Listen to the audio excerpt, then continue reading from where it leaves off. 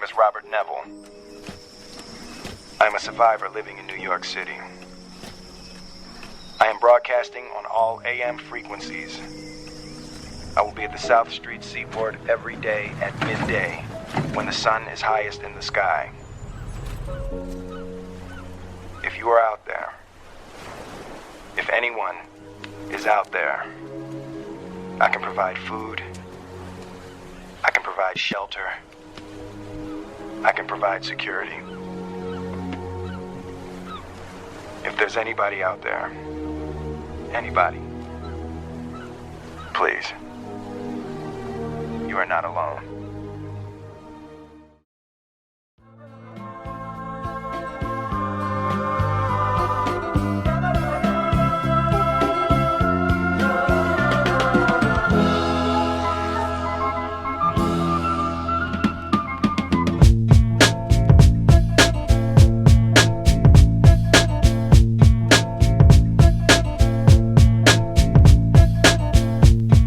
Welcome back, everybody, to the Film Bros podcast. My name is Isaiah Lucas, and I am joined by my co-host Abraham and Nick. How you guys doing tonight? I'm all right. I'm a little tired. A little tired? A little I had tired? to work today. Okay. Not fun. The grind never stops. Mm-mm. I'm working 8 days straight. Oh, is that legal? Yeah. Or if you have like a certain number of well, because I hours in requested between, days right? off, and then just the way that my days lined up, just happened to be like that.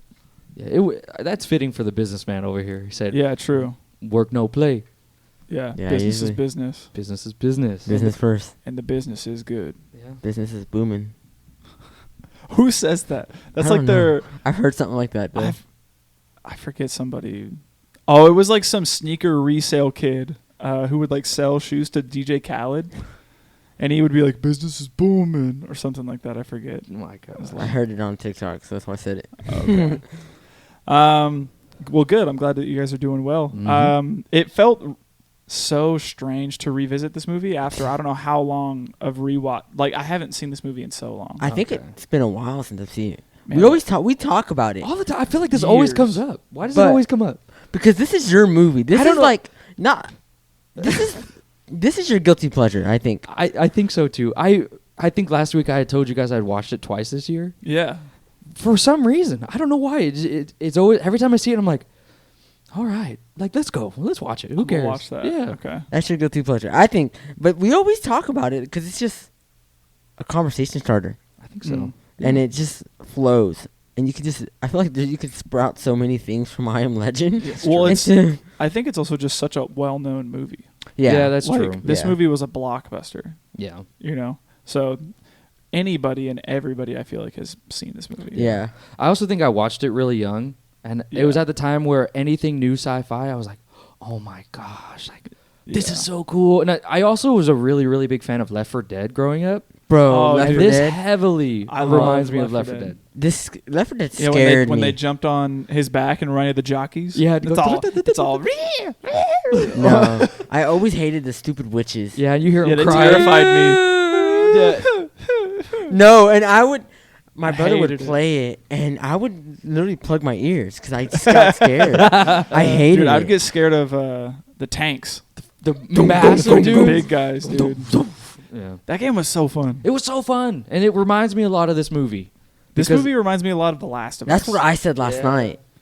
Yeah, would you survive more in the Last of Us universe or in this universe? I think this I universe. think more in I Am Legend. You think so? I Dude, think there's so many- The Last of Us ends What, up they getting. have- It gets crazy. The fireflies, the clickers. Heck no. Yeah. That's the only ones I know is just the regular zombies or the runners or No. in the clickers. They got bloaters. They got, and then in Last of Us 2, they're like the bloaters can get even more infected and turned into like these even bigger things. Oh, okay. Like so, it Yeah, I'd- only progresses. But these people, I mean, if you think about it, they're kind of intelligent, somewhat, quote unquote, maybe. yeah, they're So- almost like superhuman.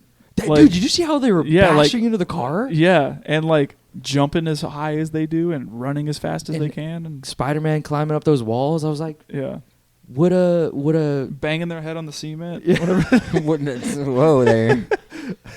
Would the Crippen virus really give him all this Dude, stuff? I thought it was just When symptoms. I heard the name Crippen, I said, "Oh, they're throwing the C's I up." knew, I knew it too. Start crip He's walking. got grip walk.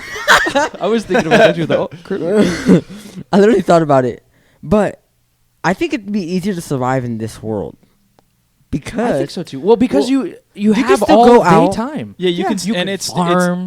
it's daytime. Whenever nothing's happening, it's only at night. Yeah. Whereas like in the Last of Us universe, it's Constant. 24/7. There's Yeah. there's no downtime for a zombie. Or, You could die you know. literally any moment. Yeah. I will say though, could you guys survive the loneliness? I don't Because know.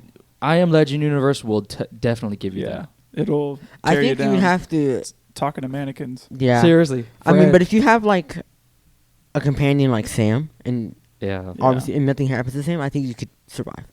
I don't know, man. I went one summer without talking to people, and I went crazy. I had a panic attack. So I don't know Really? if I could last 3 years Yeah. doing that, Yeah. and even more because I'm not a scientist. I'd just be like, I don't.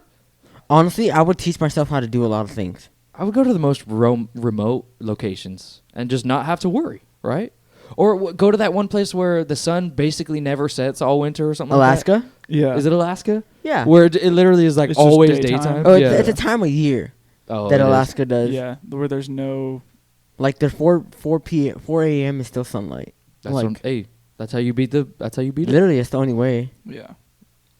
But Yeah, but then you're battling the harsh conditions and stuff like that too. yeah, Yeah, but more you than could- likely to you die. could, either way. you could throw layers on easily. Yeah, you can't grow But you back can't your grow skin. food. You can't grow food in Alaska. Yeah, but we were just talking about before the podcast. Nature always wins. You got so much life over there.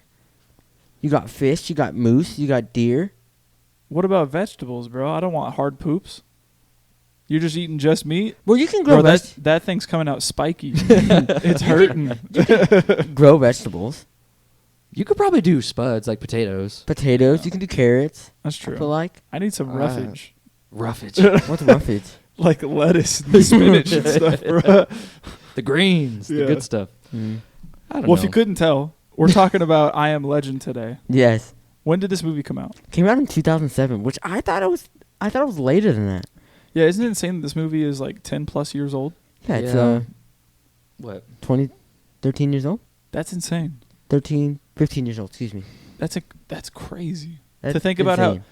kids who were born in 2007 My are brother was born 13, 2007. And was he 13? He's 13, 14. Yeah. Wow. That's insane. Yeah, he came out. Yeah. I was in middle school when this movie came out. I was I about to say, think do you remember the first time you've seen it? Yes. I don't remember the first time I I seen it. don't. So I I don't remember going in. Well, I didn't watch it in theaters. My parents did. I was afraid to watch it in theaters, and they told me it wasn't scary. So whenever it came out on DVD, I watched it and I loved it, dude. I was enthralled by the movie.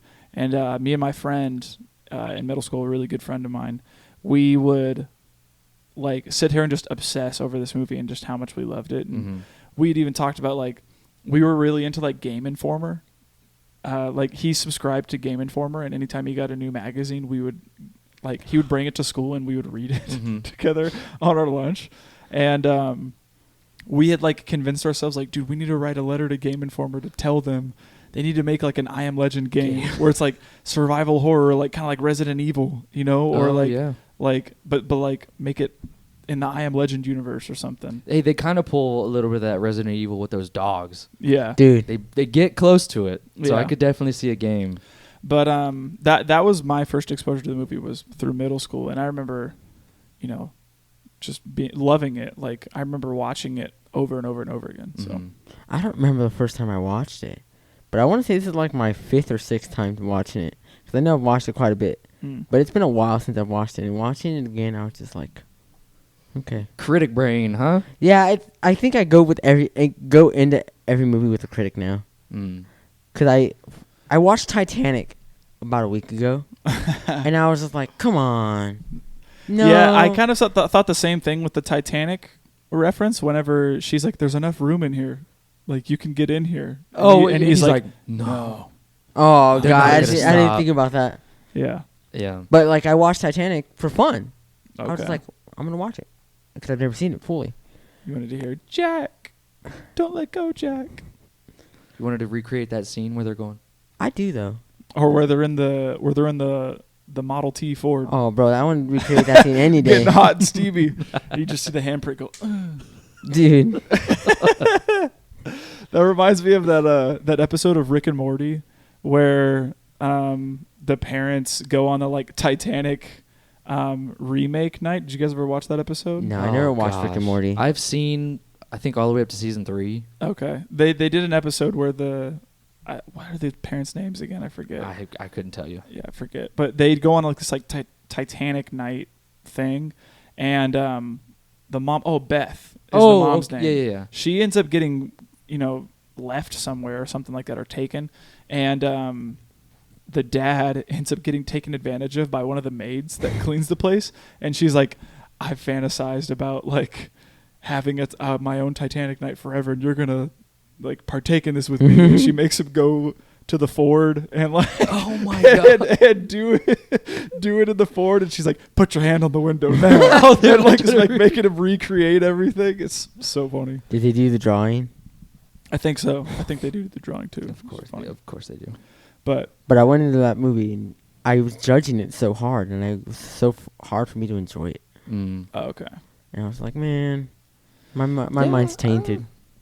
I have a love-hate relationship with like how to criticize movies, because I don't really think of like, I think of like the broad strokes of criticizing. You know what I mean? When it comes to like, oh, I like that they're setting this up later, and then if they don't, then I'm like, oh, that sucked. Like, why did they do that to me? You know what I mean? Yeah. But I'm not sitting there like, okay, it's a whole different part of my brain whenever I have my iPad in front of me and I'm taking notes, or if Yeah. I'm just watching a movie.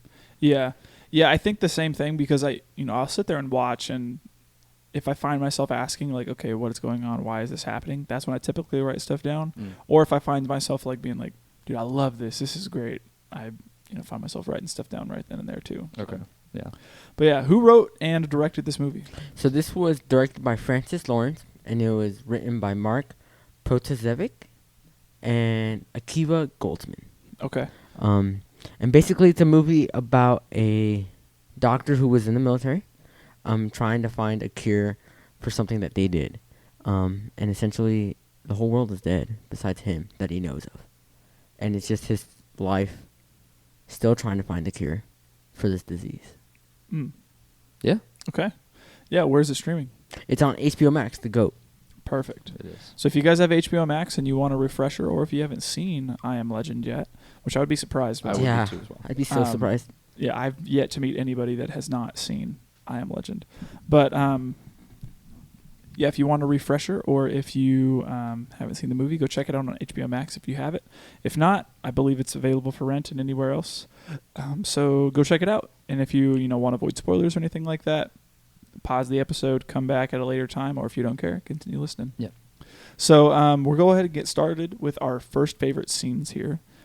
Abe, you want to start us off? Yeah. My first one is probably, like, I want to say like 5 minutes in. It's not, the beginning, it shows us like a news recording. So Yeah. I want to bypass that. I don't know if you guys like that or not. I like it. Okay. You do? Yeah. So I'll let you talk about it. The only reason why I like it is because we get a little bit of introduction as to what is going on, and it starts you off really hopeful, because there's this lady talking about the cure that they created for cancer. Yeah. This is like everybody's dream is to get rid of cancer. Everybody hates cancer, and this person had done it by using the measles, and they've injected their cure for cancer in the measles vaccine, and they've given it out to people, and it goes, and instead of doing what measles does, it attacks the bad stuff, the cancer cells. Yeah. And it's been completely and totally successful. And then immediately we get cut into this desolate New York. Yep. Absolutely like overgrown with vegetation. There's cars just Yeah. it's literally apocalypse. Yeah, I love the world building here, Yeah. and the Yeah. establishing shots of like how, like you said, desolate New York is. Like there's all these cars and like flooded, tunnel systems, and roads with huge weeds and growth just coming from everywhere. And this is immediately when I was watching this, I was like, man, this feels like The Last of Us when I was going through it. And that was immediately when I started thinking like, oh, the game that I wanted as a kid, thinking about I Am Legend, was The Last of Us. And you got it. Yeah, you got and it. I got it. It's literally one of my favorite video games of all time. Yeah. So I think that would come to fruition later for me. But seeing this still, I was just like, man, I love the world building here, and I love just how like. It looks deserted. It's a desert. There's nobody there. There is no life whatsoever. And I just love these establishing shots, and then seeing that like aerial view, and then hearing the car just going. Yeah. Dude, and that's why I love it. Like piggybacking off of you is the world building. I wish I could be in that time without what's going on. Like Yeah. Like I can dream of me just driving through New York and surviving, but not dealing with all the bad stuff. Yeah, it's kind of. I feel like it's everyone's fantasy. Yeah. To be like, I'm the only one. I could do whatever I want. Yeah. I could drive anywhere I want. I could take Exactly. anything I want. Mm-hmm. It's all the good stuff about It's the all the good apocalypse. stuff about the apocalypse, but like you said, there's obviously something bad that we don't know of yet. Yeah, we Yeah. don't know. And I just love how we. Also, this first scene just makes me. I jump up because there's a scene that Sam perks up out of nowhere in the Mustang, which is his dog, and he's like, "What do you see? What do you see?" And all of a sudden, this jump scare of deers come out of nowhere. Mm-hmm. Yeah, and you hear it go. And it literally makes me jump because it like comes out of nowhere. But I just love the first 10 minutes of this movie. It's just the world building and seeing this is just so brilliant. And It is. It's brilliant because I think about the hope of curing cancer, and then just 3 years later, it's a complete. It's a dystopia. Yeah. Mhm. And you're getting these questions of like, oh crap, what happened? Where is everybody? Why is he the only one alive? And it's setting you up with these really interesting questions, Yeah. which I think is a really effective way to start this movie. yeah, Yeah, most definitely. that's my favorite first one. Okay. My next favorite scene is whenever he goes to the video store Okay. That's for mine the as well. first time. Yeah. I got so- one before, Okay, hit it. which is Sam's bath. Mm. Oh, okay. It's a Um, small little scene. It's a No, small scene. It's a cute one. There's some scenes in here I'll bring up. And I like it because after this scene is shown after we figure out what happens or what's going on in the world. Yeah. We get these people who Sam basically runs into this building and it's dark and you see Neville. I forget- Robert. Yeah. Robert, he's like screaming, "No, don't go in there. Don't go in there." I think this is before. Is it? Yeah, when he gets his bath, it's before. Yeah. Before is whenever he gets his bath before, and then he goes through like a whole day. Remember he's Yes, like yes, swinging okay. on the My hitting bad. the golf balls Yeah. off the thing. That's my bad. Well, no, I'm glad you brought it up because there's another kind of world building that they do when the camera is stationary and he opens the fridge and on the fridge it's a taped Times magazine. Yeah, and you see immediately him. it says Savior or Savior something like that. question mark. So we know he was a really like influential guy when all this was going down. Yeah. That's why he's surviving. That was really cool. And then I also really enjoyed the scene where he's giving his dog the bath, and then afterwards, he's got the reggae music going on. It feels like a great worry. about a thing, and it's such a very like intimate moment with him and the only person he has, the only thing he has alive, and then his watch starts going off. Yeah. And then it completely drowns out all the music, all the dog barking, and he's just sitting there like zoning. Yeah. Yeah. I really enjoyed that characterization of him. And I Yeah. like this scene because we get to see that obviously he's the only one, and it's just he gets to have this intimate scene where he's happy. You can tell he's happy, and he's just enjoying life, even though he's the only one Yeah. around. Yeah.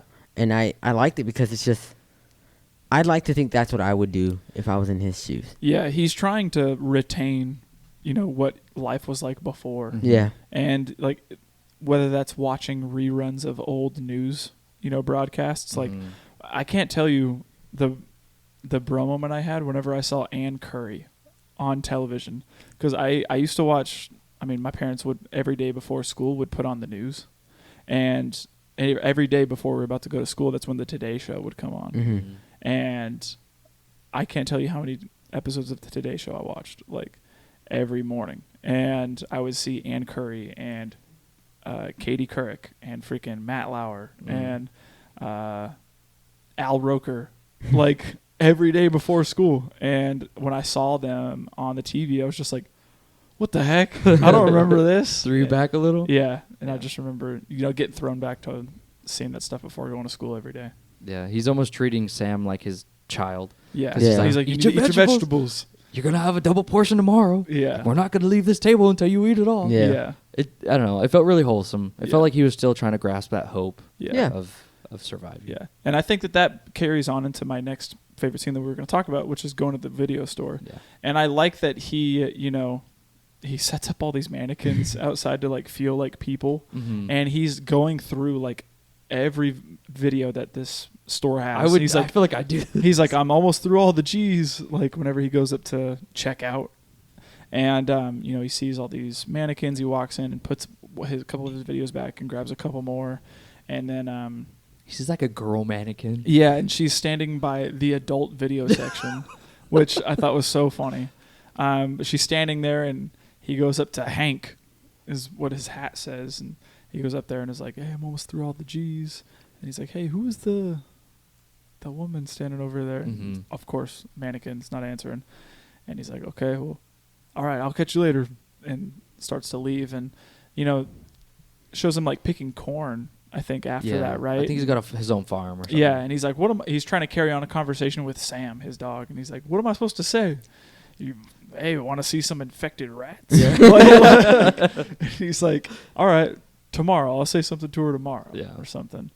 And I appreciated that they showed this other aspect of world building where, we've seen like all the, the deserted areas of New York, but he's still trying to retain what he remembers as normal. Mm-hmm. Yeah. And he, that means going to a video store and acting like everything is okay still and interacting with people who are not really there. Mm-hmm. And, going out and, gathering food, whether that be wild corn or going out and playing golf on an air carrier, and all this stuff.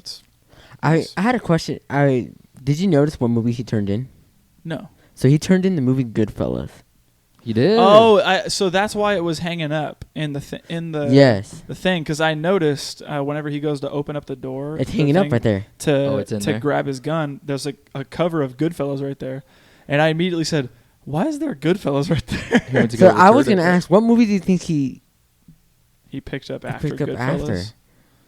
Because I'm looking at Film Grab. It has the The list. next All the G. G's. G, and the next movie that's after Goodfellas is Gone Girl. Good Night, Mommy. Good night, mommy. I know that one. So I don't know. I thought it was kind of cool that we saw Goodfellas on there, and I was like, Mm. dang. Something wild. Yeah, that's interesting. Do you have a next one, AB? My Or- next favorite scene is the day after that. He's just driving around, and it's when the mannequins moved after he sets up the trap. Okay. Do you So remember that's before? that's a That's a heavy Yeah, ways that's- in. that's a big ways in. Yeah. So my next one is whenever Sam gets lost in the building. That's just a bro moment for me. This is sad. I love that whenever they go into the dark building. I love it. I love the tension here Oh, dude, this is the scene where I was like, they need to make a video game of this. because Yeah, we because were of talking this about it whole last scene night. alone. Yeah. This scene is my favorite in the entire movie. Oh, really? Yeah. Okay. And I love how they're playing golf on the thing, and Sam sees something, and he says, "What you see?" And he pulls up his scope and sees a deer. And so they're like, "Okay, let's go get this thing." And eventually make their way down. They go to chase this deer, and the deer goes into this abandoned building. Mhm. I believe it's like a bank or something. Yeah, right? Because there's a there's vault and There's a all this vault and cash money and on the stuff. floor. But I remember watching this for the first time and being so scared, bro. Yeah.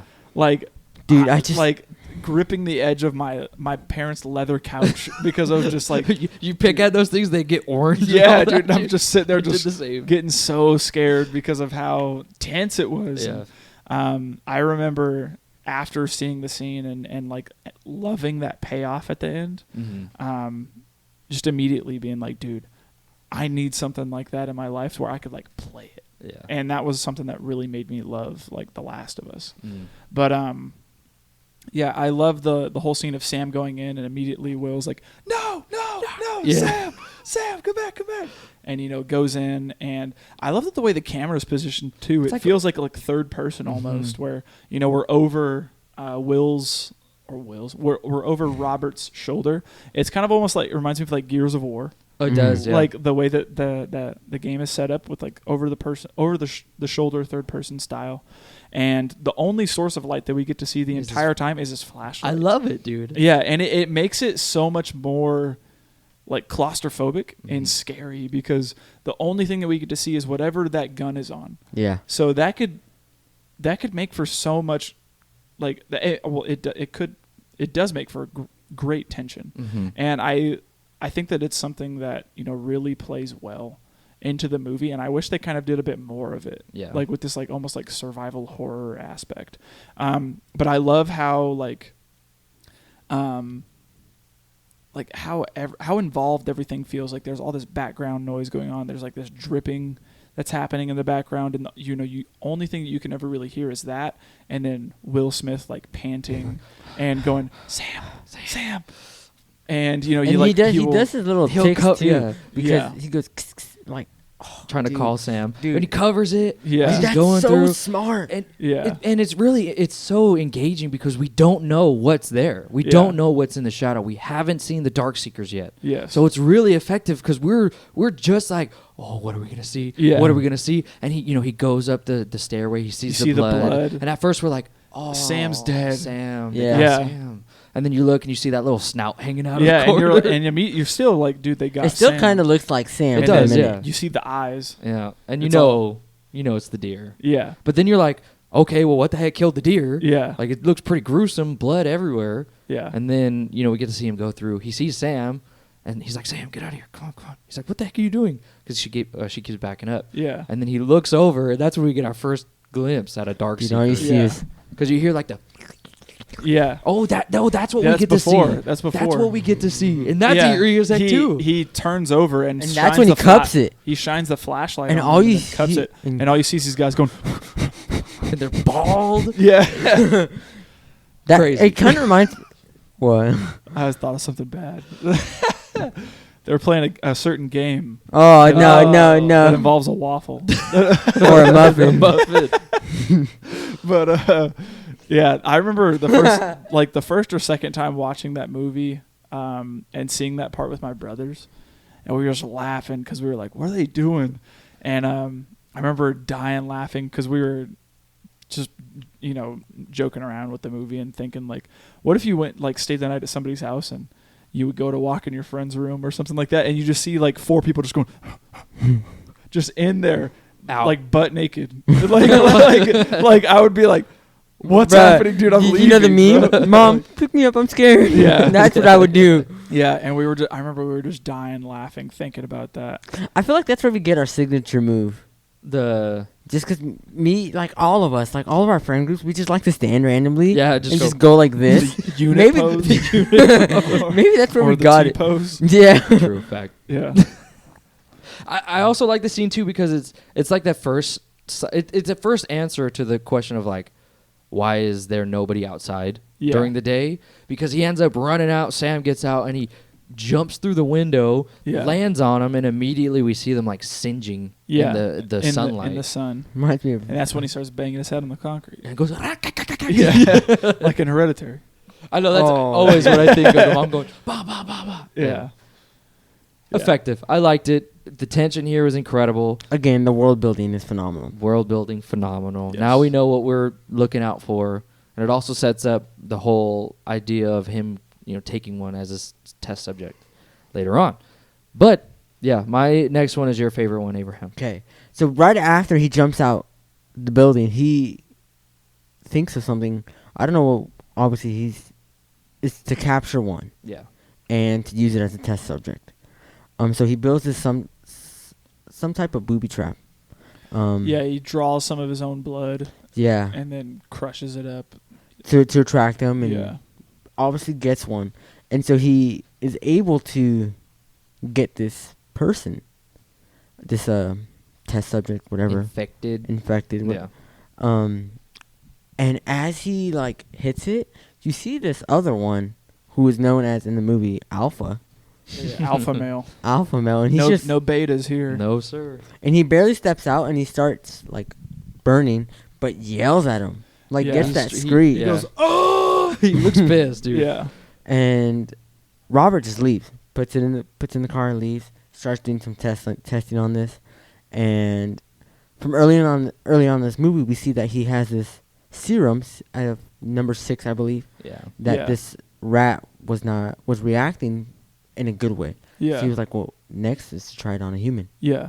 So he does it on this, and from what we see, it doesn't work. Yeah, it almost looks like it kills her. Yes, it almost looks like it kills her. I think it does. Yeah, it does, but then brings her back. Flatlines. I and think he then puts like he put- adrenaline or yeah, something. something brings her back. So it brings her back. But then leading to my favorite scene, it's the next day. He goes out and he's just driving, checking places out. You see he has a map and he's crossing everywhere he's looked at, and he's basically looking for more supplies, antibiotics, almost anything he can use for his benefit. Uh-huh. And we see Fred, who is the guy who was at the movie store Yeah. with the orange jacket. Yeah, he's all, it's a nice sweatshirt there, Fred. Don't leave it anywhere. Yeah. And he like stops and he goes, "What are you doing out here? No. Fred, tell me if you're real." And he just goes, "No! No!" He's screaming. Screaming. dude. And I love it because Will's face is, It's rage. it's just Pure he's anger. pissed off. Yeah. And his acting is phenomenal. It is so It's- phenomenal. Yeah. This is what really grabbed me. It's just he's just going in. Mm. And I just loved how he acts in this part. Yeah. And the next part of the scene is a bro moment. So I don't know if you want to take care of it or want me to use Yeah, it. Go for it, yeah. So basically, he goes up to him, and like you said, he starts to freak out. He just starts shooting everywhere. Yeah. Like he's just thinking somebody's watching him, which Yeah. they probably are. Yeah. Honestly, they're probably smart enough. And essentially makes it to the mannequin, and he gets caught in the same type of booby trap snare. that he Yeah. had planted, and which makes you think like, oh, these freaking people are smart. Yeah. Mhm. Like they still have a brain. They're still Some sort of intelligence. Yeah. There's some sort of intelligence, and you see him hit his head and he gets knocked out, and then finally wakes up, and Sam is still barking, but he realizes that it's about to be dark. His watch is going off, Mm-hmm. and oh, dude! Yeah, this So is he takes crazy. out this knife and cuts the wire, and then when he falls, he lands on his knife. And it's Yeah. just Gosh. so intense because Yeah. it's getting dark, and we know what's gonna happen when the dark comes out. Yeah. Yeah. You I hear know that too. You're like, oh, he's got to go, dude. Yeah. I can't say I've ever been stabbed, but I've been in that pain too, where like the only thing that you can do is just go. Oh yeah, Like- oh yeah. And hearing Will Smith do that, I was just like, I felt that before, bro. Like Get the it. only thing that you can do is just be like, oh my god. You know what that reminds me of? That kind of Yeah. pain is when you get hit on the shin with the razor scooter. Oh yeah. You Or know a on the lot about ankle. that. Oh, dude, shut up. I'm thinking more on the ankle. No, the Oh, yeah. shin hurt me the most. Yeah. I mean, I used to think I was gonna be a Pro Pro. scooter. Pro With scooter. my Pro rider? scooterer Yeah, scooterer. yeah. doing backflips and all that. No, okay, to bring it back to the scene, this is another brilliant scene of tension building because you get the little beep beep beep, and then he's slowly crawling back, and Yeah. you don't think much of it, and then you go, oh, hold on a second, because you see Sam kind of perk up, Yeah. and it starts to growl, and then all of a sudden you see Alpha with two of these zombified dogs. Yeah. Let them go, and you have literally like a foot Of of sunlight that's protecting you. Yeah. And immediately I'm like biting my nails. I'm like, oh, get in that car. You don't have your gun on you. You dropped it over there. You don't have Yeah. anything. Get back. Like there's nothing you could do here. And it sucks because he's already in pain and he has to like limp his way out. Mhm. And this is the probably the biggest bro moment of the movie is when we get to see Sam Get bitten. get bitten. Being a real one, protecting her dad. Yeah. Her alpha. Yeah, Her her alpha. alpha. I'm sorry. Yeah. Oh, and it sucks because they built this dog up to be such a genuinely like enjoyable character. Yeah. Not just a dog, but a character. Yeah. Sam is there. You know, Sam is the only person he has left, and now she's dying. Yep. And you know, it sucks to see like the despair on his face when he goes, I just gotta get you back home. Let's just get you back home. Let's we can fix this. You know what I mean? It's his science brain saying, no, it's okay. We can fix this. Yeah. It's really, really sad. And it's like, it's always like a sin to kill dogs in a movie. Yeah. Because humans just get connected to dogs so much easier. Because they're so pure. Yeah. And lovable, you know. And that just... I remember watching this movie for the first time and watching him go. Dude, and what hurts me is you hear the scratches. Just scratching. That's what hurts me. Yeah. And seeing him just go. Yeah, I think it was really effective to frame it on his face only. And you don't have to see the dog. You know what's going on. You know what's going on. But I remember watching that for the first time and like holding back tears and just being like, I couldn't kill my dog. Yeah. If your dog, if Hank turned up to be like that, would you kill it? I would have to. I would hate it. I'd go through the same emotions that Robert went through, but I mean, when this movie came out, I had a dog that I'd grown up with for all my life. His name was Forrest, and he was a yellow lab. Oh, yeah. I know if that would. I mean, unfortunately, I did have to carry that dog home when he eventually died, and it was really hard. But I thought you were gonna say you had to choke your dog. No. He and some guy, dude. Random. Like he said, he thought it was a plastic bag. Oh, that's so dumb. And I was like, "You're lying, dude. Like you had to have been on your phone or something." And you killed my dog. That sucks. And I remember he had gotten hit like a while, ways away from our house, and we had to carry him back to our house. And my dog is literally like dying, gasping for its last breaths. And I'm sitting there trying to hold him, and I'm crying and all this stuff. And I'm like, yeah, it was rough. Yeah, I feel like we've all had those pet situations. I had a cat that was similar, where it was like it had like some kind of Mop. No, I'm still really sad about Mop. But we had this other one. Its name was Oliver, and it was such a cute little cat. We had him as a little baby, and he got like liquid in his lungs, and the vet said we couldn't do anything. So I remember we were watching the cat, and it's like was gasping for air and going. Oh. And it was me and my mom, and I was like, I was bawling on my floor, and we did find it not long after. Yeah. So. Dang, I don't have anything like that. I saw it when I gave my puppy away. Hey, that's just as traumatic. Yeah. Dude. They're family. You know. I got my puppy. I used to do irrigation, and I found a litter. It was like 5 puppies, and each one of the guys in the truck that I was in, we all took one. So then when they grow up, they can have their buddies to play with. Yeah. I get home. I was so upset. My mom said, "You cannot keep him." And I said, "He's staying here." And he probably stayed at my house for like 2 months. And then finally, the landlord found out. And I was like, okay, fine. Yeah. So, and mind you, I'm 17 years old. And I find this family, nice family, to give a dog away to. And I'm like, here you go. And as soon as I give it, I start bawling. Like, and I said, I'm sorry. And I just walked away and started crying. So, yeah, that's the only thing that I have to pet. It's rough, man. I'm thinking about my current dog. And to choke her out, dude, all I'd have to do is just 2 fingers. Oh, yeah, just go. Because it's so tiny. Yeah. Yeah. But I would. I'll do it in a heartbeat. Shut up. I'd feel sad to do it, but man, you have to do it. And it leads into what I think is my favorite shot of the entire movie. I think I can confidently say that because it says so much with so little. It's after that all happens, he's driving and it's daytime and he's driving his car, and then he looks over at the passenger side. There's nothing there, and then the camera is going with the car, and then the car stops.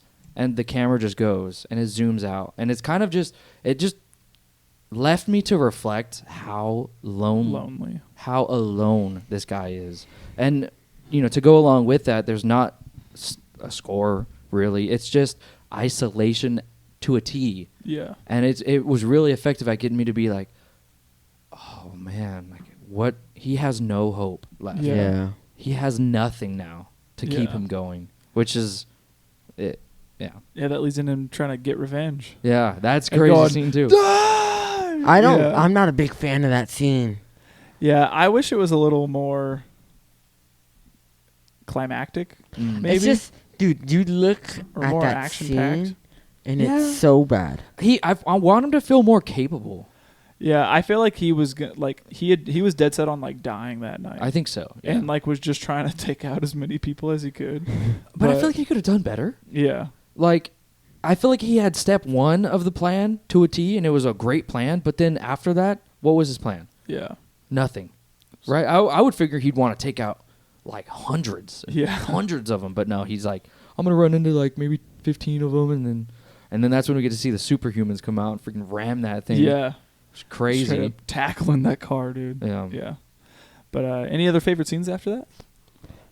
My next one is a very small one, and it's right after that. But I like Shrek. Oh, okay. You want to know something I really love about this movie? Is that Shrek is so timeless that it survives the apocalypse. Oh, dude. Shrek It's stands still- the test of time. Yeah, that's the movie people cling to for hope. Shrek, man. Yeah. I love that.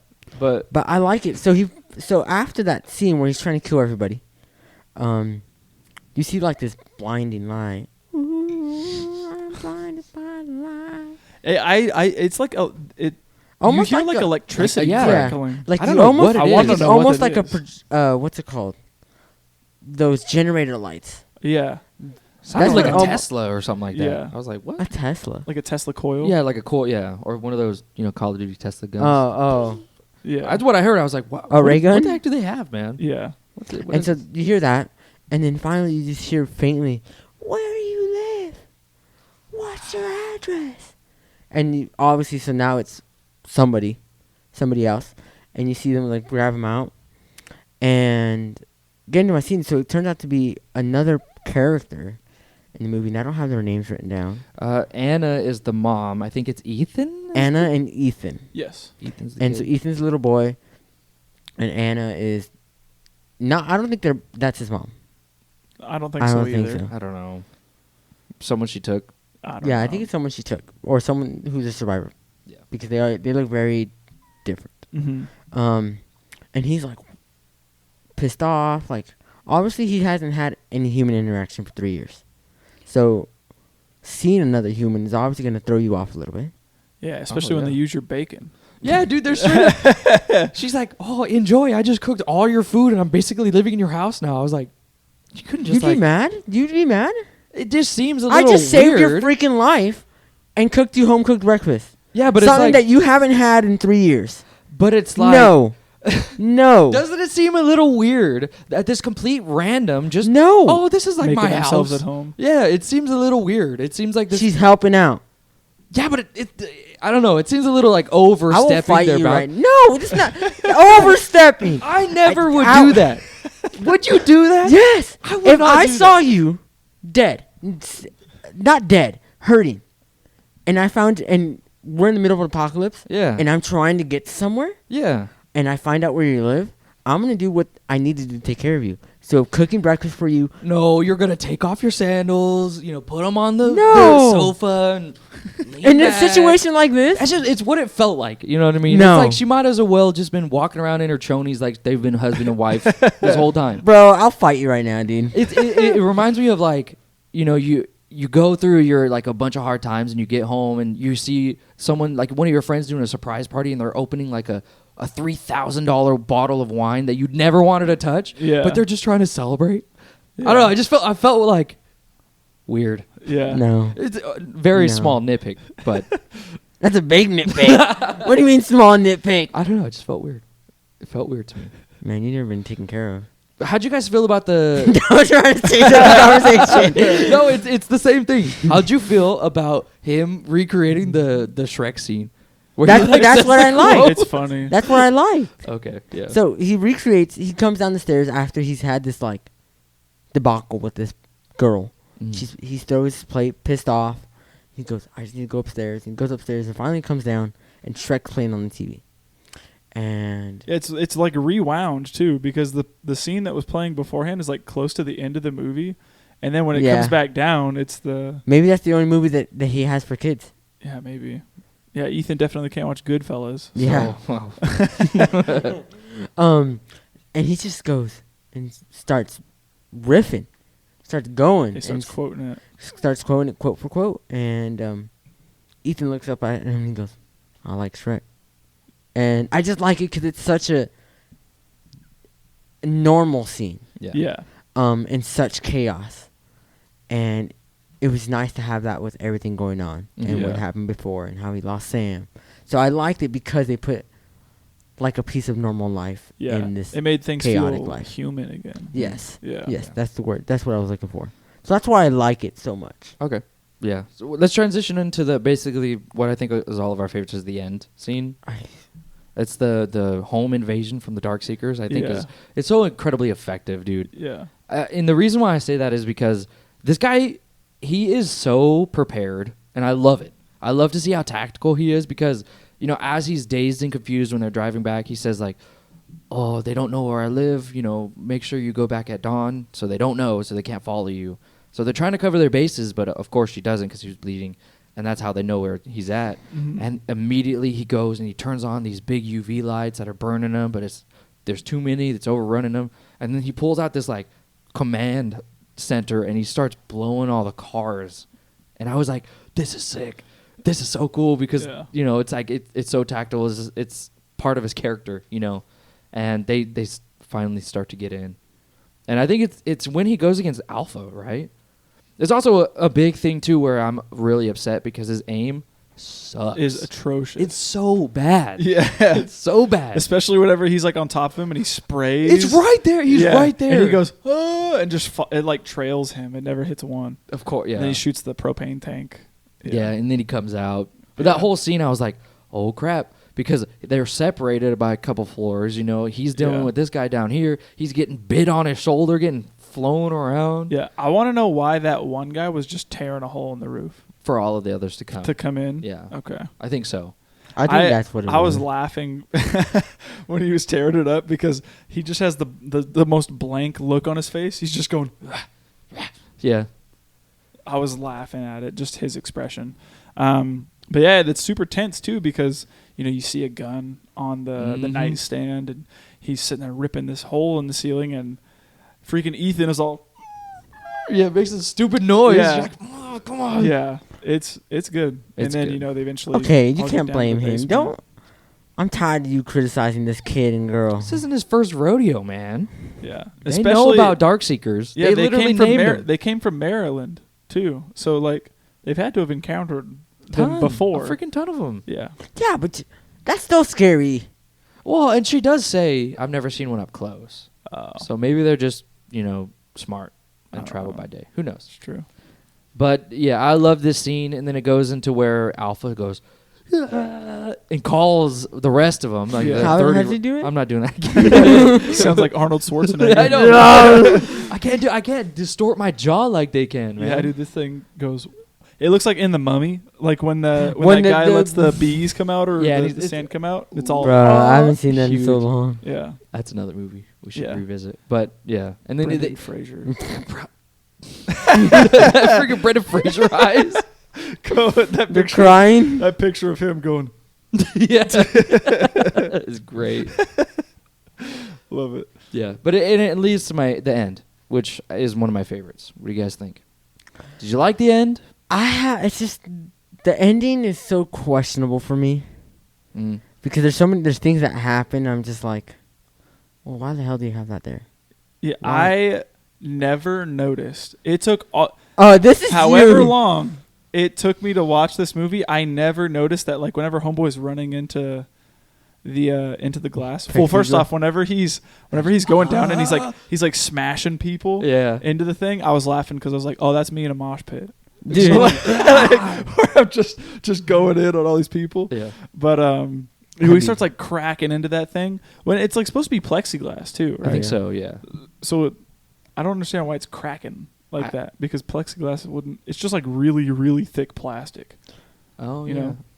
I don't know the characteristics of Plexi. Yeah, but Plessy? Plessy. But he's sitting there crashing into it, and then Robert is thinking like, oh, what am I gonna do? And he starts keeps shattering the thing, and then it pans out. I never noticed this before, but it creates a butterfly. Yeah. And then you look on Anna's neck, and she has she's a got a butterfly tattoo on her, like behind her ear, and then you hear, "Daddy, it's a butterfly." It's the weakest. I was immediately like, "Oh, that's so on the nose." Yeah. Like I never saw that before. Yeah. And when I saw it, I was like, I feel like this cheapens the end a little bit here. I was gonna say it goes to highlight how fumbled they did of the ending. Yeah, I feel like the third act kind of does get a little. It gets mishandled. It does. Like, and I feel like the writing Got got a lazy. little bit lazy. Yeah. No, it for sure got lazy, because it's just they could have ended it so different. Yeah. I know we know there's an alternative ending, That's what I was gonna bring up. but I think without the alternative ending, they could have still done a way different thing. Agree. I definitely agree. I enjoyed the alternative ending way better. I think that makes so much more sense when it comes to thinking about the Dark Seekers and how they're characterized in the film. The alternate ending is way better. Okay. Well, and it essentially ends with. We'll talk about the ending in this movie. Okay, what let's talk happens. about the theatrical cut and then the alternate ending. Okay. After. So the ending in this way is they just want the girl, the dead body. Yes. Or Well, she's alive. She's alive. The cure worked. It's a cure. She's cured. she's cured, but I don't know what do they call her? Just call her. I would just call her infected still because there's still Alpha female. Oh yeah, alpha female. That's another Alpha word female. for it. No, Yeah. I looked at IMDb and it says alpha. So the alpha male just wants the alpha female because Yeah. that's supposedly, I think it's the love of It's his his life. girl. It's Something, his girl. That's his hyena. Yeah. Oh yeah, his ride or die. That's his, That's his and- Ruka. I was just about to say that, dude. And, gosh, you lost me there. Oh, I was. Never mind. That's inappropriate. Go ahead. What? I'm just thinking about how their jaws go down. If they have some kind of relations, if they're smart enough for that, or if they can even reproduce, who knows? That's Well, funny. put the whole dang thing in there. Imagine little young dark seekers running around, little babies, I don't know. crying, and their mouths are freaking all jaws unhinged. Hey, I Am Legend Part 2. Yeah. You never know. Yeah. So, True. basically, he goes and tells Anna and Ethan, get in this, whatever this Don't hatch come is. out until dawn. Don't come out Yeah. to dawn, which I don't understand how that pod works, whatever. It's like a coal. He says like it's a coal dispensary or Yeah, coal. like a coal shaft or Yeah. something. Excuse me. You would think that they'd run out of oxygen. Yeah. Like if it's airtight, yeah. like a Like a For sure. grenade Yeah. could freaking protect it. Like, yeah, especially the one that's shown in this movie. Yeah. God, a So freaking nuke, a basically- baby nuke. Yeah. He goes in there and tells him to get in there, and she's like, what about you? And then the stupid There's line. room. There's room for you. And this is what I see why you compared it to Titanic. And that's when he sees the little butterfly behind her ear, and she goes, what are you doing? And he goes, I'm listening. And then just shuts the I don't hatch. understand why he says that too. Well, because she says earlier, because supposedly they're on their way to Vermont Yeah, To to us- get to the colony. to get to the colony, and the way that and he was like, how do you know about it? This and this and that. And she said that God told her. Yeah. And so, and she was like, it's so still now, all you have to do is listen. Mm. So maybe now, Okay. because it's so still, I He was starts to see the listening. pieces fall. Okay. And then shuts the hatch and opens this drawer. And this is something that really didn't work for me. Was he seeing his girl? No. Yeah, you said F a family man, dude. Or Or what? you see, why out of everywhere in this lab does he have a random grenade? Mm. Yeah. Yeah. How and- when in the heck are you ever going to need a grenade in a lab? I don't know. Maybe it was like the failsafe or That's- something. Cause well, what I will say, I love it a lot because I like just the whole lab in general because the plexiglass was originally designed to keep the infected in, and and everything else is protected. That's like the plexiglass was to protect him, and now he's going. It's a kind of a reversal where he uses the He played the plexiglass. Uno Yeah, reverse. Uno reverse, and now he's the one that's trapped, and all the infected are coming after him Yeah. there. So Mhm. maybe had like the crazy wild plan of maybe he just has grenades in every drawer of the house, and he's just like, I mean, you he did never know. pull out a random gun from a drawer. Yeah. That's true, and he had a gun in an umbrella holder. Yeah. So Kind of smart. yeah, But the ending is basically he just kills himself Yep. and sacrifice. blows up this whole thing, and it's basically like an atom bomb, in my opinion. Yeah. Blows up, and Yeah, then right after that, it shows They go to Anna the and colony. Ethan showing up at the colony. And they said, Dr. Robert Neville sacrificed his life at 8:52 something something. This is his legend. yeah. And you're like, oh, they This, had to say this is Yeah. why I'm sent here, and gives him some blood. Yeah. And that's the theatrical ending. Yeah, so the alternative ending, insanely better, only because we get so much more depth and character of these Dark Seekers. The whole film has been setting them up to be way more intelligent than Neville thinks they are. You know, they're doing traps, they're moving bodies, they're following. You know, that he has some sort of love interaction with this other Yeah. alpha female. Yeah. You know, they're kind of setting that up, but then throughout the whole movie, they're kind of just like feral and all that stuff. Yeah. But the alternative ending comes and says, no, they're There's still some sort of sentience. yeah, they're intelligent, man. They're still there. You know, it's the ending comes when he's telling them to stop ramming, and they do, and he. It's kind of like a sacrifice because he doesn't know what's going to happen. He opens the plexiglass and he walks out with the cured alpha female, and the alpha male is like, oh, he's gonna get him, but you can really tell that the love he has for the female because he's like, okay, we got to get her. He's just trying to get her, and Neville goes and wakes her up, and they finally reconnect the two alphas, and you know he walks away. They leave without harming anybody, and that's when we get the sense of like, wow, they're more than just these rabid animals. Yeah. They're actually human. Yeah. And then it kind of pans over to a wall of Polaroids that Neville has taken of all the other infected that have died. Yeah. And we kind of are getting the sense of like, he literally killed all of these intelligent life beings. And it's almost like a sense of despair, Yeah. which I enjoy because it gives us way more depth. Mm-hmm. Instead of just these rabid animals that have no, sentience at all. Yeah. That's just kind of falling into trope we've seen 1,000 times. Exactly. And the alternative ending is just so much more interesting. Yeah. Mm-hmm. So, Yeah, and it'll be interesting to see because in doing research for the movie, I had found out that I Am Legend 2 is happening. Which I think is and dumb. Will Smith is producing it. It's supposed to be his comeback role that he's had since King Richard. I will only watch if he goes, that's hot. He might, who knows? But then I guess Michael B. Jordan is supposed to be cast in it as well. So I don't know how it's gonna work unless they're either gonna play off the alternate ending or if they're somehow gonna rewrite history and be like, oh, he actually survived the grenade blast. No, or, he better be built different, like the Yeah, freaking like Cyborg. Terminator or something. or RoboCop. oh, I could imagine them doing like, it's Michael B. Jordan's character, and then he has like premonitions of Will Smith as Robert Neville. Yeah, of Robert Neville as like his inspiration or something like that. Or he's like I don't know. he was probably like a high school coach that meant so much to him. Maybe, I don't know. Or That it's, sounds. or it's I'm gonna so be like, glad I'm not a screenwriter. Yeah. That sounds horrible. or it's gonna be like a prequel or something. Yeah. I don't know. I don't know. Yeah. If it was a prequel, that might be cool. Like, because then it would actually show like all the chaos and stuff of it, like And that we got to see whenever they're getting checked. Like, Yeah. now imagine seeing everything going down like World War Z style. Did you? I So would love watching that. this, That would go crazy. That was- watching that, did you kind of feel weird watching it? I did. Whenever I saw all the people huddling trying to get out, it immediately reminded me of like the start of the pandemic. And I No, was, like, and that's why I felt kind of eerie. queasy. Yeah. No, like I was like, I don't like this because it kind of brought me back to about a year and a half ago when Yeah. the pandemic started 2 years ago, Yeah. where everybody was freaking out. Yeah. Nothing.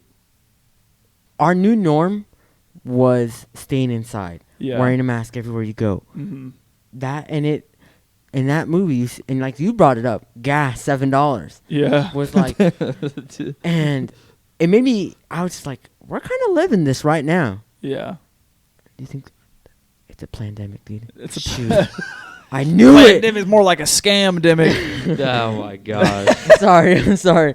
No, but I felt like unease because I was like, dude, this is like you said it. You said it perfectly. It's hitting too close to home. Too Yeah. close, Not necessarily because there's these people Yeah. living in the dark, but Yeah. But it's just the chaos. the chaos and what we went through. The dark past- seekers in our world are Scante warriors. Warning! Warning! Yeah. And that's weird. It's weird that they didn't focus on that more because usually I with, wish they did. with apocalyptic movies, this is like your one and only shot to show the day one. Yeah. You know what I One mean? thing that I did wanted to Exactly. ask was, does the helicopter crash? Yeah. Yeah. It It gets overrun. yeah. Well, one of One over of them gets here overrun does. and they lose control and then crash into the other one. Yeah. Because it doesn't Yeah. show it. No, it does not. They don't need to. Yeah, I mean it's implied. You can kind of tell, but yeah. So But yeah. that's the movie. Yeah. I want to immediately start talking about what did work, but let's go through the rest. Let's go through the Okay. rest. All right. Well, let's get through best quotes first. Yes. Yeah. You got any best quotes here? I only have one, and it's a very stupid little one. Okay. Is it I like Shrek? No. Okay. Which one is it? So it's when he's cooking his first meal after the first day out, and he's taking off his apron, and he says two simple words: "Excuse me, excuse me." And immediately when I heard that, there's a guy on TikTok. I don't know his name specifically. I think it's Cedric, right? Cedric something. Cedric Yeah. with a bunch of numbers. Yeah. And his famous TikTok is, "Excuse me, excuse me, can I please get a?" And Yeah. says some words, and then he just goes, "Whoa, whoa, whoa, whoa." And it's so funny because I showed him the Nick, and it's just we mess with it like, Yeah. I could see you thinking of that when you hear. and that "Excuse me." immediately that's what I thought of, and that's why I wrote it down. It just made me laugh. So Yeah. I'm sorry. That's the only quote I have. Okay. What about you guys there? I've got two. My first one is whenever Robert goes back to the movie store to talk to the girl he said he was going to talk to, and he's saying, "I told a friend that I'd come up to you and say hello to you today," and he goes, "Hello," and then he goes, "Hello, please say hello to me." Yeah. And then he starts like crying and says, Mhm. "Please say hello to me." And the first time I watched it, I was like, "Man, this guy is just broken. Lonely. Like, he has nothing to live for now. He is nobody." Mm-hmm. And now I kind of meme on it a little bit because I think it's a little funny. Yeah. But, That was one of mine. The other one I had was when Sam goes into that house or into that abandoned building, that bank, and he goes in there and right away he's like, he's looking around, but he's terrified, and he starts to say under his breath, "I gotta go, Sam. I Yeah. gotta go. I gotta go." yeah. Dude, And and it just- that hurt me It did. It hurt me too. because your one companion is gonna leave. Yeah. Yeah. It's rough.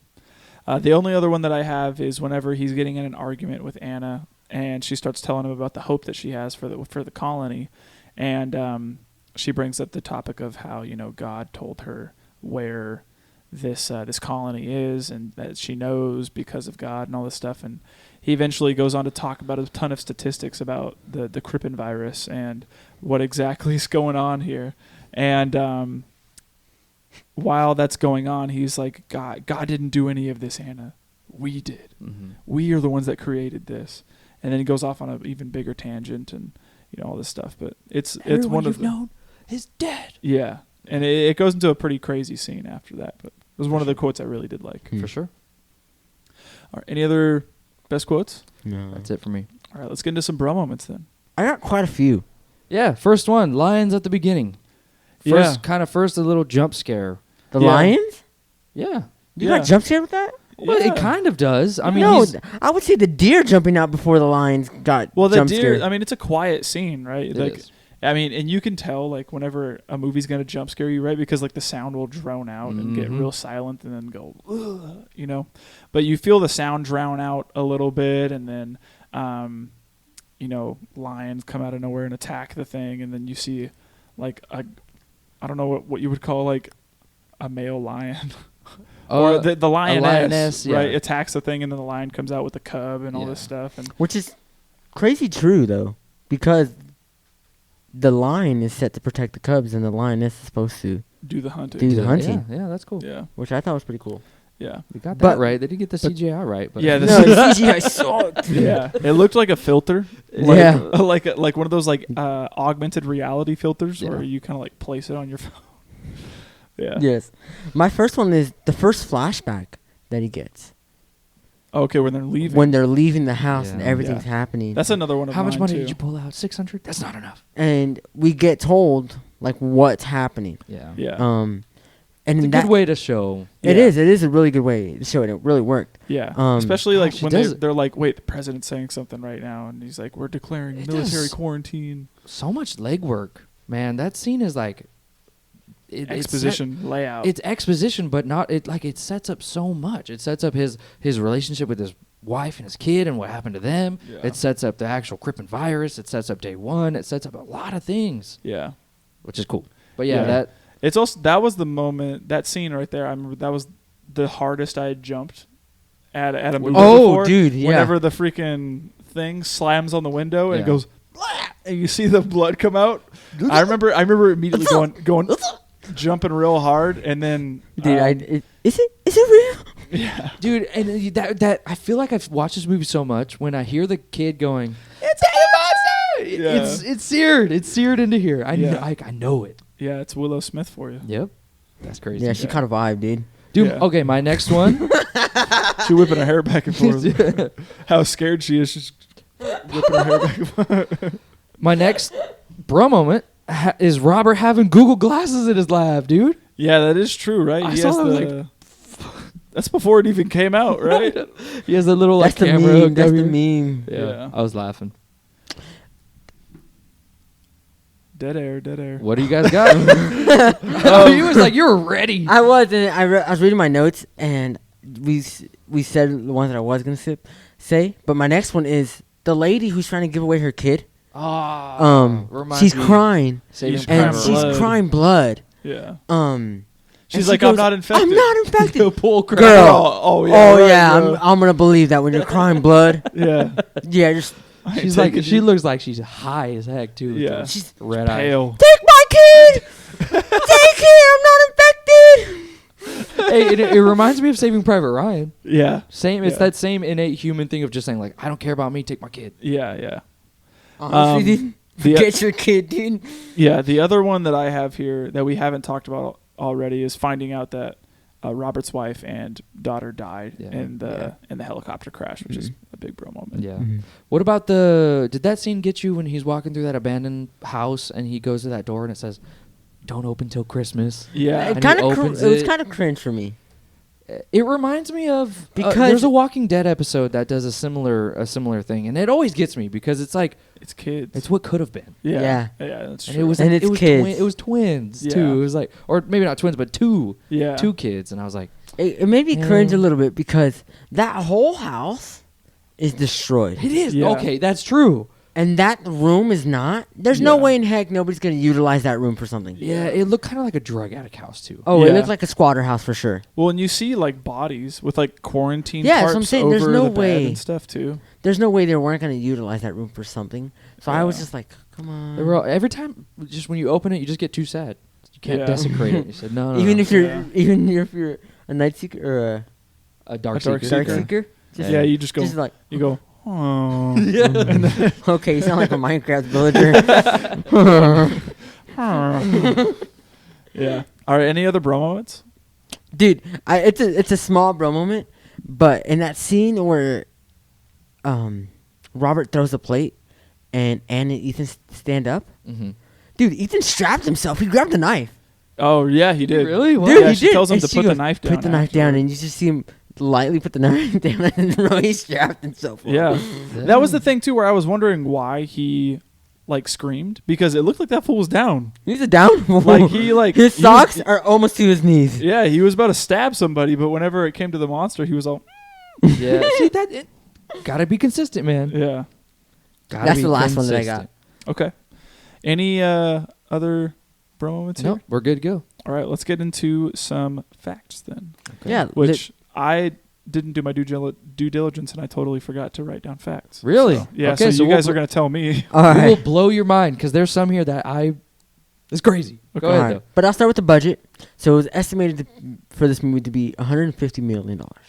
Opening weekend, it made $77.2 million. Gosh. Gross in U.S. and Canada made $256.3 million. And then That's worldwide, not it. worldwide was $585.4 million. A That's, blockbuster. that's for real a blockbuster. So $500 million. It's insane to me that they didn't already make a sequel. I know. Just based on how much money was made. Well, yeah, That's insane. That is And- insane. it worked. Obviously, this movie did really good. Yeah. So Will Smith grew so enamored with his canine co-star Abby, is the real name, Sam, when he tried to adopt her when filming was finished, but the dog's trainer could not be persuaded to give her up. Oh. I have another one about Abby, Okay. which was so the trainers would put a piece of tape on Abby's paw to make her limp after fighting the infected Yeah. dogs. Oh, okay. So that's kind of smart because Yeah. I think Well, about they your don't- dog. They and don't feel. They feels weird. Yeah, so It's they a- just it's a go- weird texture, so they're not used to that, so they don't want to touch. I think about your dog Remy, and sometimes I press on her paw, and she'll limp for like 1 second, and then it just goes back to normal. And I'm like, Yeah. so it makes sense. Reading through all these facts, they do their diligence to make sure that no animals get harmed in the filming of this film. PETA. Like Yeah. you see, there's a lot of scenes where he's like recklessly driving, and they had to do a bunch of several takes where Abby's not in the car. Or there's scenes too where like they even had the trainer. It seems like an easy scene when they're both running on the treadmill. Yeah. But the trainer was there, like holding the collar and making sure the dog's okay and giving him treats afterwards. Like, Really? yeah, they did a lot to make sure that this dog was well taken pampered care throughout of. the whole thing. Yeah, That's crazy. it was really funny. One of the ones that blew my mind that I didn't catch, I think subconsciously I did, but I didn't. When Robert sees the mannequin that he calls Fred outside the street, it looks like the mannequin moves its head a little. During that scene, a mime replaced a mannequin to try to play with people's minds when they watch the scene. No, but I have a fact too. Is some of the mannequins in the video store were actually played by real people. If you look at them closely while in that scene, they move. No way. Yeah, I was on Reddit. I'm gonna have to go look. bro. Okay, seriously, go on Reddit, movie details, type in I Am Legend, and they zoom in on the mannequin going. It's very subtle. Bro, that looks. That's kind of creepy though. Yeah. That's like Five Nights at Freddy's kind of. I don't want to look at that before I go to bed, bro. Please. Yeah, that's Yeah. crazy. The last one that I have, I thought it's kind of weird, crazy. Guillermo del Toro, who's someone who we're quite familiar with, was Will Smith's first choice to direct this movie, but he turned down that movie to direct the movie Hellboy 2: The Golden Army in 2008. Good old Hellboy franchise, dude. Yeah, That- Ron Perlman, right? Or Yeah, that was the first one. isn't he? Yeah. He's not the second? No, so they did like a whole revamp where David Harbour was Hellboy. Oh yeah, that's the one I haven't watched Yeah, yet. me either. Okay. I heard I feel like both those franchises just flopped. But Yeah. I remember watching the first Hellboy and loving it, thinking it was so cool with his like big old gun. Yeah. But And that yeah. freaking that fish, yeah, that thing. fish dude. Dude, I'm looking at pictures of the Shape of Hellboy that water. was revamped in 2019. Shape of water. You know what I'm talking about? Dude, this Seriously. picture's ugly. That is not the Hellboy that I know. Yeah, that's Ron That's Perlman. 2004. Yeah, Yeah, it's Ron Perlman. Perlman. That's crazy. Guillermo del Toro was doing that instead, huh? Yeah. Could have made $500 million. Could Yeah, have. seriously. Last one I have is the movie was greenlit without a script. Are you serious? Which is insane. There's not very much mean- to do, but If you have source material, yeah, I guess, right? yeah. I feel like maybe they would have taken the script back to the drawing board a little bit before it would have been greenlit, maybe. Yeah, If- and it's even kind of crazy too. Speaking of another fact, they don't really share much at all with the book. No. Not at all. Yeah, I was reading a little bit in some reviews of the film that like the book is considered to be like a starting point for post-apocalyptic like sci-fi, Mhm. and like it's a big front runner for the being the head of the genre, and finding out that a lot of people say that like, man, the book is just so much better, and the film hardly utilizes any of Mhm. the source material from the book. Is I'm starting to wonder like how good the book is, and it kind of makes me want to go read it. Yeah, there's even been there's two movies. Yeah, and they're previously based on this one as well. Yeah, but then there's another movie called The Last Man on Earth. Yeah. That also follows the book pretty closely to the T. Okay. That I've heard. I haven't watched or read the books, so I'm going based off of other people's opinions here. But yeah, they didn't follow pretty much anything. This is a whole new thing, which people didn't really like. Okay. One thing that looking up the facts, I read a lot that. So this movie came out in 2007, but there's facts on here that were like talking about 1998. So I want to there's two facts that I'm looking at. Nicolas Cage was considered for the role of Robert Neville back in 1998. Wow, bro. Dang. Along with Rob Bowman to direct. Bowman eventually moved on to direct The X-Files in 1998. But that makes me to think, like, how long has this movie Been greenlit. and then they just finally It's released just it? in production hell. Probably. Yeah. The one thing that I thought was funny was Tom Cruise, Nicolas Cage, Michael Douglas, Mel Gibson, Daniel Day-Lewis, and Ted Levine were considered to star over the years for the movie. Bro, Daniel Day-Lewis, if he would have done it, because he did There Will Be Blood in 2007, and I think won an Oscar for it. Oh, he would have missed it. Oh, yeah. I don't know. I feel like Will Smith had a grip over these early he did good. early He did. 2000s. This was his prime. He had I think. iRobot. This was he his. had Hancock. Yeah, that was his. Dude, era. Hancock. Pursuit of Happiness. Oh, Dude, don't even start me with Pursuit of Happiness. I'll start crying right now. I'm telling Do you. you know how much I spammed Hancock?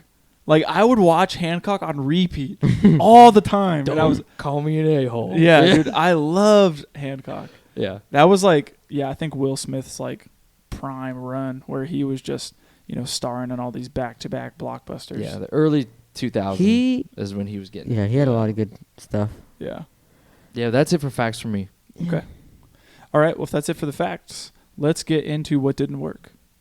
There is the CGI in this movie is one thing that really caught my eye that I didn't like. Yeah. Two scenes specifically that I talk about is the CGI lions.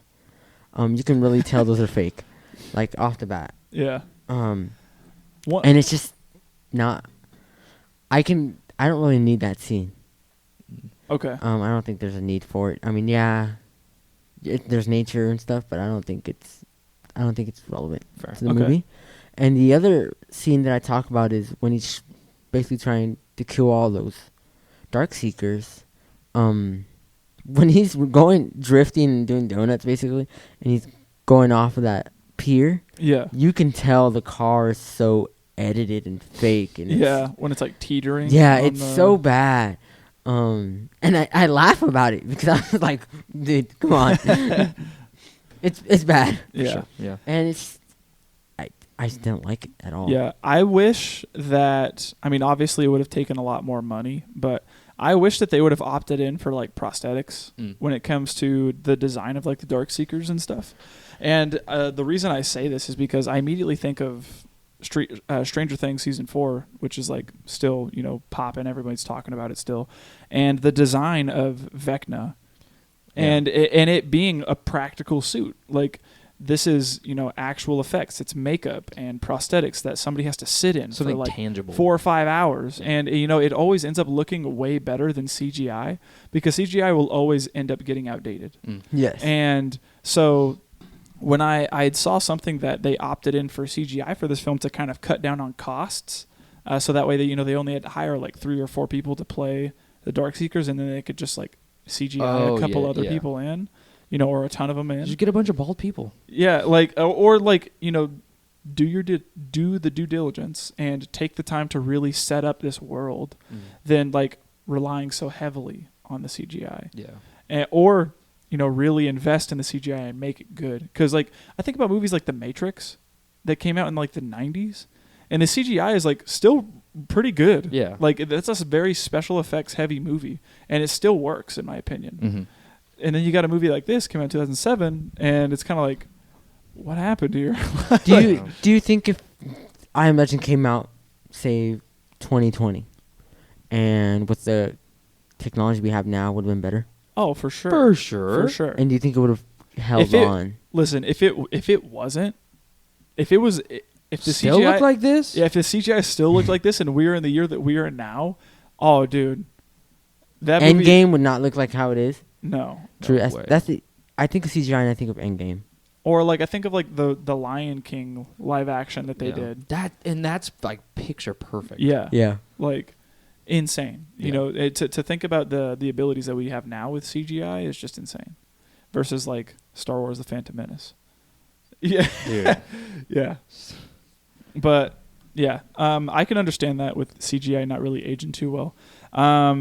I've talked about the butterfly I don't shattering like into the glass. I don't like the whole butterfly motif at all. I Yeah, me think either. it's too. It's both on the nose and also like, what does that really mean? It's random. What does it have it's to just do the with girl. anything? Nothing. It's just the girl going, "Look, Daddy, it's a butterfly." Is that it? Yeah, there's no other reason. And the one time that it gets brought in, whenever it's first introduced, he like doesn't even care. Yeah. He's like driving. He's like, "Oh yeah, I see it, baby. Yeah, dude, we need to go get $600 more." That like, and it's like doesn't really matter. One of the things that doesn't work for me, I kind of wish that the writing was a little better. Yeah. I found myself asking questions at the end of this rewatch, like, is the beginning a dream sequence? For some reason, the entire time I watched it, I always thought that this was like a dream. But then, I see, all these keys that this guy has, and then he drives, this Ford Expedition, All the time. all the time. So I was always wondering, like, is this a dream or something? I'm Yeah. not entirely sure. I kind of wish we got to understand more of Robert's motivations rather than just trying to find a cure. Like, I wish we really got to dive into, Yeah. him and in dealing with the depression and the loneliness that comes with being in a desolate New York, and having the only person to share your thoughts and feelings with is a dog. I kind of also wish like we really got to dive into like why he even wants to find a cure, or like why he thinks he can save humanity and all that stuff. I also found myself asking, they never explain how he's immune. They don't. No. And I wish that they did. Like he just randomly says like, I'm immune to the virus, airborne and through blood. I don't know how, I don't know why. Like, I wish they would have taken the time to explain because that. Or now there's multiple people who are immune. And Yeah. how are they immune too? yeah, so I wish that there was a way for them to either bring that up Yeah. in the film or to explain it, because I don't know. Again, Or it do you feels like think- the writing is just a little lazy to be like, oh yeah, he's immune. But then nobody ever asked, well, how? It's just Yeah. convenient. Yeah. Yeah. Also, him using like the bleach or ammonia Yeah, they don't So, ever like- explain why. I think it's just a scent, maybe? Yeah. They don't want him to... to like cover up his scent, maybe. Yeah. But then I started thinking even more, like, if I'm a dark seeker and I'm looking around and everything, I could smell everything in the city, and then I start saying, oh, these places, they only smell like this whenever that guy leaves. Yeah. Maybe that means that this guy starts, he smells like this. Like some kind of So- association. yeah, so maybe I should like smell for this stuff, and then I'll know where the guy lives. Because he like sprays it all over his stairs, on his jackets and stuff and everything. Like, I would feel like, Maybe that That- hurts them though. I don't know. I wouldn't think so. I don't know. I would have Yeah. liked to have seen more scary scenes with the Dark Seekers. Yeah. Like, I want to see them like stalking their prey outside. I want to see them Yeah. in the shadows. Are they there? Are they not there? I don't know. Like, I want to be more afraid of these guys. I want them to be boogeymen. I do. Yeah. I do. I Like, want that. I want them to be scary. Yeah. Like when we get introduced in that first scene to them in that bank, it's terrifying. I wish that this movie held that tension like throughout the entirety of the film, especially when the Dark Seekers are present. Yeah, That would be sick. I would definitely love that. And then it just goes down to the ending that they flopped. I think they kind of reduced the Dark Seekers down to just these very generic, zombified, infected people. Yeah, that When they- ragdoll. They could have done so much more, and it's so much more interesting to hear about how the book handles it. Yeah. And I'm just sad that we didn't get to experience that. You Yeah. know? And then I guess I have some very minor nitpicks. If you want to, do you have anything like huge? I just remember this movie being more action packed Mm. than it was. So when I rewatched it again, I was kind of like, man, I remember this movie like thinking this movie was like way more actiony than it really is, and that's why I loved it. But Yeah. there's really like maybe 3 or 4 big action Yeah. scenes, and then that's it. Very minimal. That's Yeah. it. Yeah. But go ahead and get into it. First nitpick: all of the cars. We needed a scene of him moving those cars. out of the main roads. Yeah. It would be packed. Yeah, There'd be it's nowhere true. to drive, Yeah, right? that's true. Right? Yeah. Well, First nitpick. Well, just think it's 3 years after it happened, so. But there's New York, man. Yeah, it's New York. There's probably the as whole many- city. York. Well, the city's gonna get like gridlocked, and we Yeah. saw that whenever everyone's trying to get out, And the bridge right? falls down, so they're already pretty much trapped. Yeah, So I was like, there's no way that these streets would be so Mhm. barren for you to drive through. yeah, First, that's my Like first Bruce nitpick. Almighty, dude. And then another more major nitpick, when he, we get the idea he's testing the rats, and then he's like, okay, now we got to start human trials. He takes one human trial, right? This is the first person he's worked on, right? Right. This is the first person, this alpha female. Whenever the end comes around, you do get to see the Polaroid pictures, and I was like, yeah. Of all the people, what? Where did Where they go? Who are these people? Are these out in the wild that their Polaroid picture taken, or because he didn't test on them, right? or he could have tested previous vaccines on them and killed them, Well, like yeah. because he's on like number 6 or something, Oh, right? Serum Maybe. 6, test subject, whatever. Okay, that's a good explanation. Yeah. I was just like, But then where does he just put these bodies at? I was like, I don't know. To me, I was like, okay, this is the first time he's capturing one. So I was like, how does he have all these pictures? It's weird. Yeah, I don't know. Okay, but yeah, that's it for me. Okay, what did work for this movie? A lot more. I was really surprised at how much I enjoyed this movie. I enjoyed a lot of the background scenes. We've talked a little bit about his dream sequences when he's remembering a lot. I really enjoyed the transitions of him. We get to hear like the helicopter whirling, and then it transitions to, or like we get to hear like something going on in present time. Yeah. And then it transitions to a helicopter whirling, and we get to Yeah. see his people in there. And I thought it was really effective at setting up a ton of things. I think they did it pretty well. I think this film really shows a lot of restraint too. When it comes to, we get to see a lot of stuff, but like when it comes to getting to see the dog being choked out, you don't need to see the dog. Getting Yeah. to see the parent or getting to see the wife dying and Yeah. crashing, you don't really need to see it. And I think it's more impactful that way. Yeah, I kind of wish that, playing off of that a little bit, they do the same thing with like showing how the Darkseekers die. Like in that third act, whenever he shoots the one with the pistol, Yeah. like we just see him firing the pistol. We don't actually get to see like the Darkseeker get hurt. Yeah.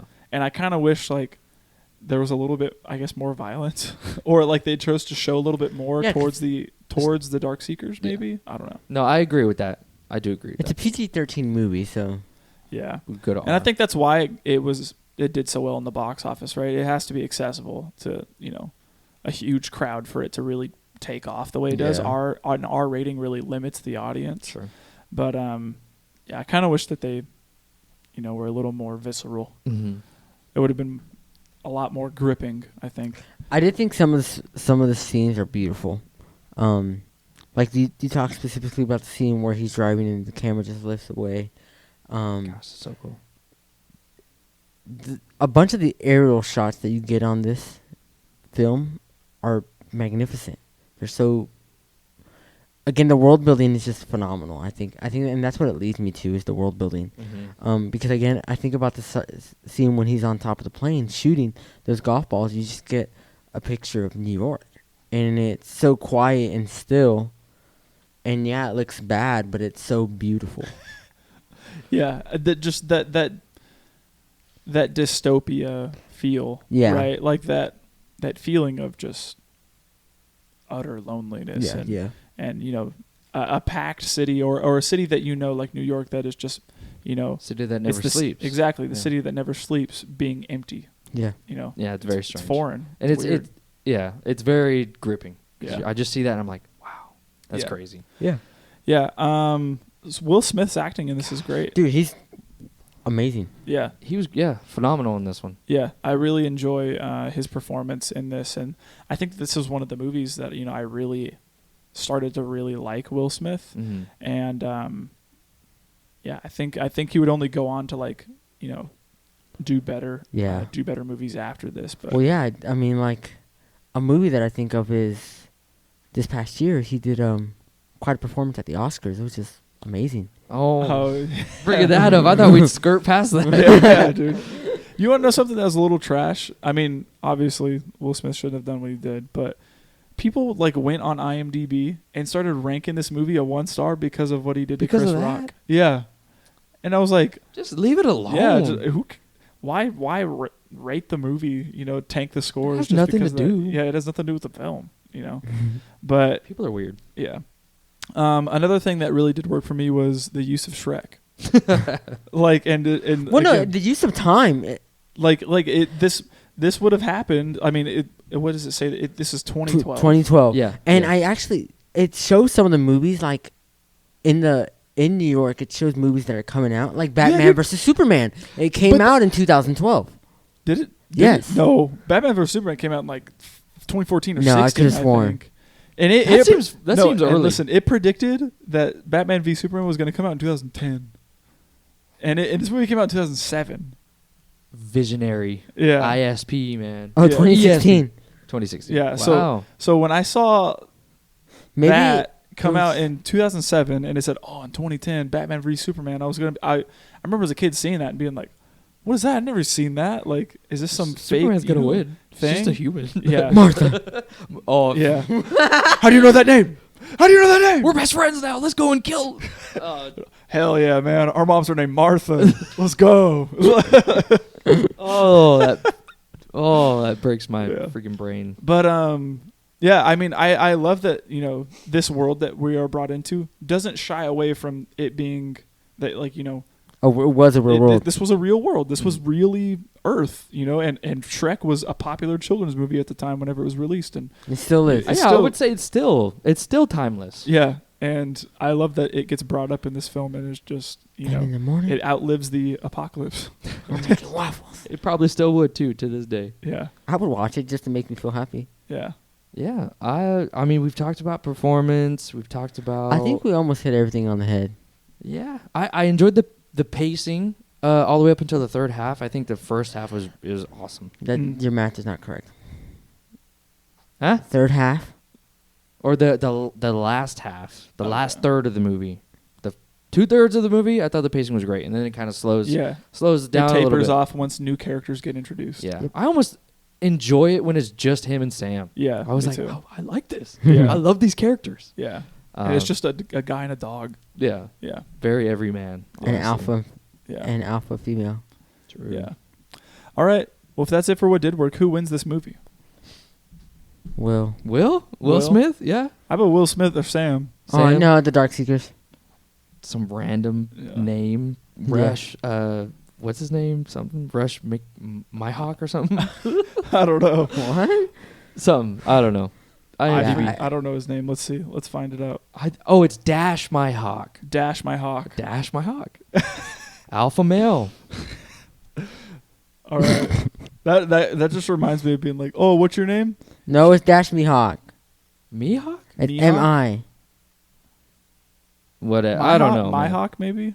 Yeah, because the Mihawk, O makes Myhawk. the I say it's about name. Okay. My Hawk. My hawk. Well, Yeah. That just sounds like Mike Hawk. Yeah, but like, I knew a guy whose middle name was Hawk and his first name was Mike. And his- oh. and Where it's like the humongous. yeah, humongous. Yeah. Yeah. All right. So, what are some themes for this? I don't have one. Yeah, I had a hard time figuring out what a theme for I Am Legend would be because This it's might just be like themeless. it's just it's a survival. themeless. Yeah, nothing is ever themeless. Family. But Oh. yeah, I don't know. It's a survival movie. Yeah. You know, it's you know, man besting, you know, virus in this sense. You know, like we I'm just get a gonna lot look of these up. like we get a lot of these like man versus Earth or man versus, you know, True. tragedy films. Like I immediately think of like The Day After Tomorrow. Yeah. Where like man has to survive and, you know, all this stuff. And I think that this kind of, you know, falls into that same vein. Sure. So I looked up I Am Legend theme on Google. This is a Google response. It says I Am Legend contains a surprising amount of psychological insight about grief, loneliness, and depression. The novel's main character, Robert Neville, is the last human being left on Earth. Everyone else has been turned into a vampire. A vampire. Yeah. The theme I had down here is that I wanted to talk about guilt And there's a different kind of angle that they took here that I really appreciated. You know, it was the survivor guilt. Yeah, like why me? Yeah, why me? Or you know, like I hate that I'm surviving. I have guilt over all of the people who've died. Yeah. My family is dead. Yeah. And it was interesting to see that kind of angle towards guilt. You know what I mean? Yeah, I like that. I also think it harkens back to the whole hope is a dangerous thing. You know, going back to Shawshank Redemption.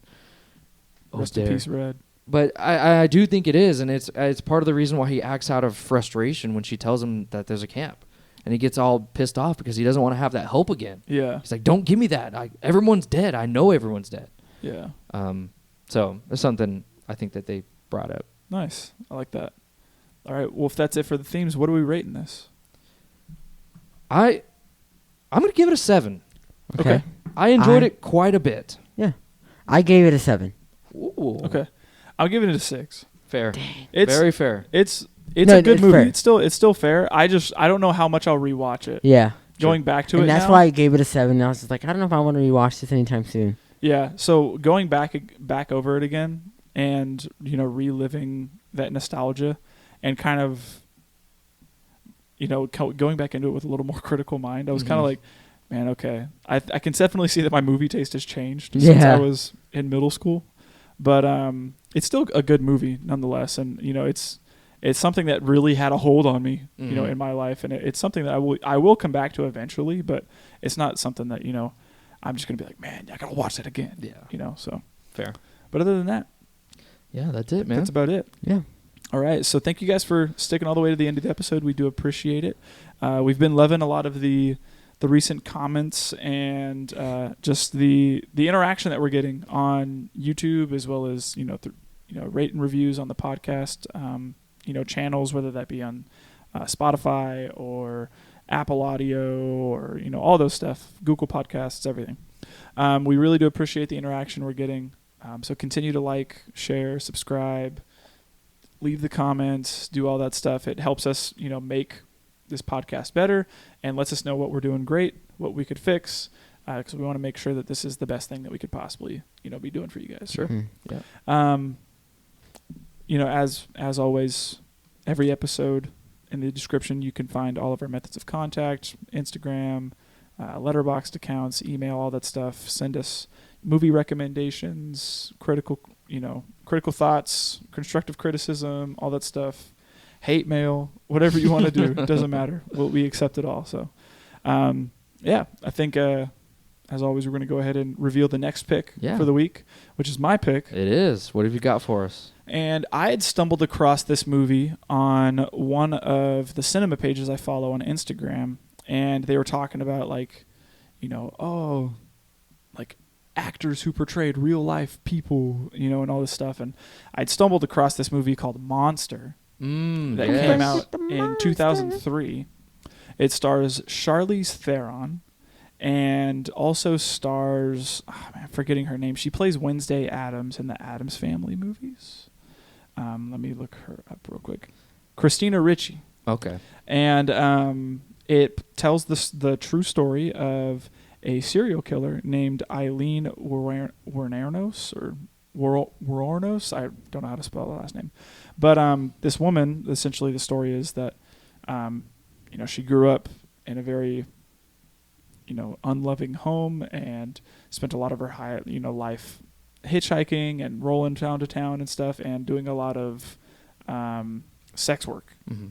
And eventually starts to become a serial killer, but she's only killing the people that are partaking in the services that she provides. And it's pretty interesting. And when I saw the way that Charlize Theron was made up for this movie and the way that she looks, completely changed. It's completely changed. And I remember the first time watching it, finishing it, and being amazed by her performance and this persona that she puts on. I think she ends up winning an Oscar for this role as well. And she kills it. And I remember after watching it, immediately going and talking to you about it. I remember that. I was just like, dude, this movie was awesome. Like, she really does nail it. And I wanted to share this experience with you guys as well. So we're going to check that movie out. I've only watched it once, so this will be my second time coming back to it. Where's it streaming? It is streaming on Netflix if you have a Netflix subscription, Okay. but it's also streaming for free on tons of platforms. It's streaming for free on Tubi, Pluto TV, Crackle, Amazon Prime. Like, Okay, so you have options. There's tons of options where it's streaming free. All right. So, yeah, I mean, it's probably free with ads. You might have to watch a couple of ads or something. But if you do have Netflix, you can watch it, like, ad-free. It's streaming there. So go check out this movie called Monster and tune back in with us next week to hear what we have to say about that. All right. All right. As always, this has been the Film Bros Podcast. Thank you, guys, and good night. Night. Good night.